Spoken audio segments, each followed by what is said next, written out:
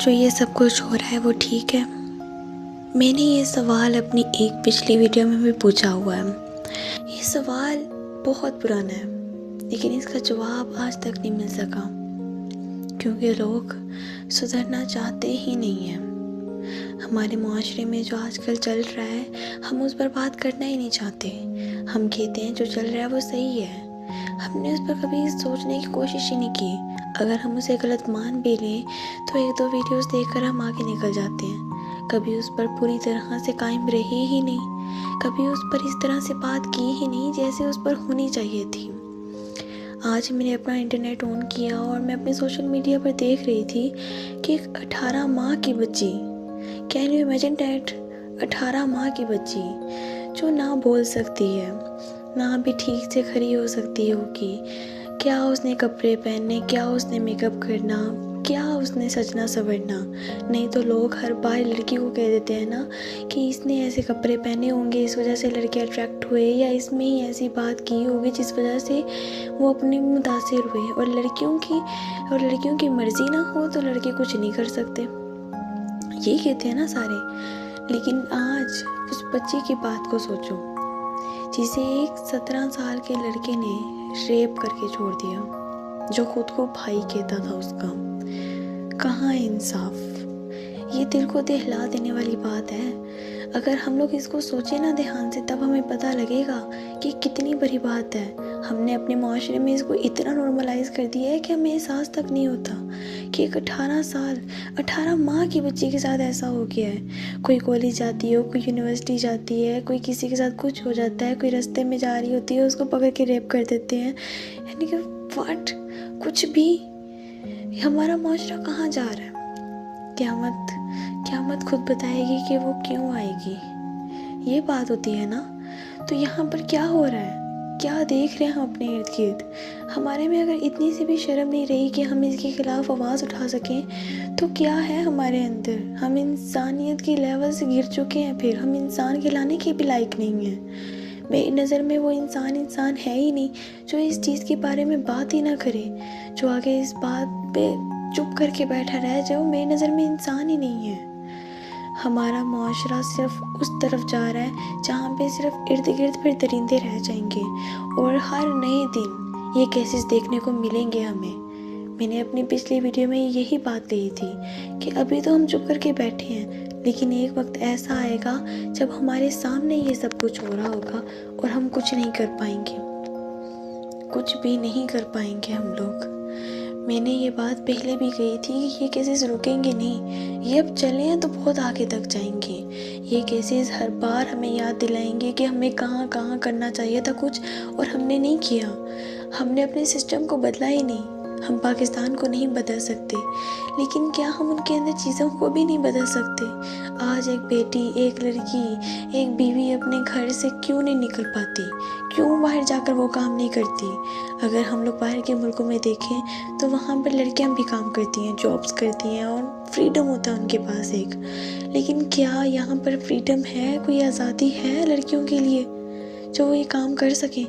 कोई निकलेगी लड़की, दहशत गर्दों का शिकार हो जाएगी, दरिंदे उसे नोच जाएंगे पकड़ के, उसका बाहर निकलना मुश्किल हो जाएगा।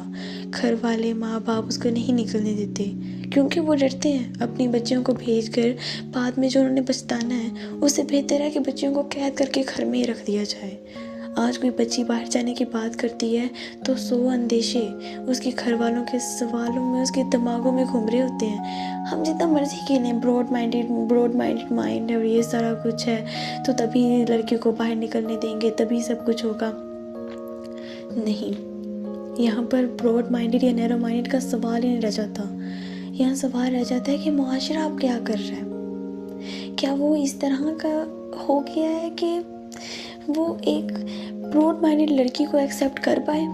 नहीं, जितनी मर्जी ब्रॉड माइंडेड हो, जितनी मर्जी उसके ऊंचे ख्यालात हों, सही ख्यालात में जा रही है, उसने सब कुछ किया है, बिल्कुल ठीक जा रही है, कोई उसने अट्रैक्शन नहीं भी दी, तब भी कुछ भी अगर उसके साथ हो जाता है, उसको ही ब्लेम दिया जाएगा कि इस लड़की में ही कहीं ना कहीं खोट थी, इस लड़की की ही गलती थी। आज यहाँ पर अगर पेरेंट्स अपनी बेटियों को, अपनी बहनों को लोग नहीं पढ़ा पा रहे, तो वो इसी वजह से नहीं पढ़ा पा रहे। वो अपनी सारी चीज़ों को छोड़कर जो घर में बैठ जाती हैं वो इसी वजह से बैठ जाती हैं। तो क्या उनके पास ये हक नहीं होना चाहिए जिस हक के ऊपर, जो हक मुसलमान होने के नाते हमारे पास थे, तो कहाँ गए वो सारे हक जो आप सल्लल्लाहु अलैहि वसल्लम ने एक औरत के लिए मुकर्रर किए गए? वो हक कहाँ है? हज़रत खदीजा रज़ियल्लाहु अन्हा ने ट्रेडिंग की, सब कुछ किया, उनके पास वो हक थे। हालांकि तब इस्लाम भी नहीं था, लेकिन जब इस्लाम इस्टेब्लिश हुआ उसके बाद क्या ये हक इतने मिले नहीं थे औरतों को? तो कहाँ है वो हक? हम लोग आज इतना गिर चुके हैं कि मुसलमान कहलाने के भी लायक नहीं रहे। एक मुसलमान जो होता है उसकी अपनी डिग्निटी होती है, और मुसलमान की निशानी ये है कि वो दूसरों की इज़्ज़त की हिफाजत कर सके, अपनी बहन बेटियों बीवियों की और दूसरी औरतों की हिफाजत कर सके इज़्ज़त की। पर नहीं, आजकल कुछ भी नहीं है। बेटियों को पढ़ाया, बेटियों को सिखाया, बेटियों को ही संभाला, बेटियों को ही कैद कर दिया, पर बेटों को वैसे ही खुला छोड़ा। बेटों को नहीं संभाला गया, बेटों को आवारागर्द बना दिया, बाहर घूमते रहे, फिरते रहे। माना हर मर्द एक जैसा नहीं होता, पर हर बारी एक मर्द ही होता है, हर बारी। और इस बारी एक बच्चा, एक वो बच्चा जिसके दिमाग में ये बातें उसके दोस्तों ने डाली, और उसके दोस्तों से भी ऐसे जो सोसाइटी में हो रहा था वही उसके दिमाग में आया। ये चीज़ बंदा सोचे तो सोच के हैरान होता है कि एक 17 साल का बच्चा ऐसा कर सकता है। और वो भी अगर तो कोई होता, चलो ठीक है, कोई और लड़की होती, कोई उसकी एज भी होती 14-15 साल की, तो तब हम लोग कहते हैं कि 17 साल के बच्चे ने इसके साथ कर दिया, तो फिर भी इतना दिल को वो वाला एक सीन नहीं क्रिएट होता जो एक 18 माह की बच्ची को सोचकर होता है कि वो बच्ची जो अभी ठीक तरह से बोल नहीं पाती अपनी माँ के नाम से, अभी तो उसकी ज़िंदगी स्टार्ट भी नहीं हुई, और उसके साथ ही सब कुछ कर दिया कि वो मौत के तिहाने तक पहुंच गई। वो बच्ची आज जिंदा नहीं रही, और उस सब के जिम्मेदार हम सब हैं। और अगर इसके खिलाफ कोई भी नहीं बोलेगा तो मेरे नज़दीक ये सब के सब हम जितना मर्जी खेलें, आज उसको इंसाफ नहीं मिल पा रहा। उस बच्चे ने जो सब कुछ किया वो आज़ाद घूम रहा है, उसके दोस्तों ने किया वो भी आज़ाद घूम रहे हैं, और ये आज़ादी जो उनको मिल जाती है उनको पता लग जाता है हम कुछ भी कर सकते हैं। ये पहली बच्ची का वाकया नहीं था, इससे पहले इतने केसेस हुए, इससे पहले इतने सीन बने। बोलते हैं लोग, आवाज़ भी उठाते हैं, पर होता कुछ नहीं है। माना सोशल मीडिया के पास इतनी ताकत है कि सब कुछ कर दे, आपका एक लाइक, आपका एक शेयर, आपका एक सब्सक्राइब हर चीज़ बदल सकता है। लेकिन क्या वो बच्चियाँ वापस आ जाएंगी, या क्या वो इंसाफ मिल पाएगा? ये सवाल आज भी वही है, क्योंकि वो इंसाफ मिल ही नहीं पा रहा।